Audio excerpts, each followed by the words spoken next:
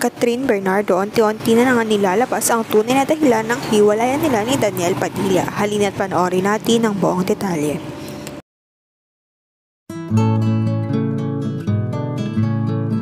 Gulat nga ang netizens sa biglaang pag-unfollow ni Catherine Bernardo sa kanyang long-term boyfriend at ngayong ex niya na si Daniel Padilla.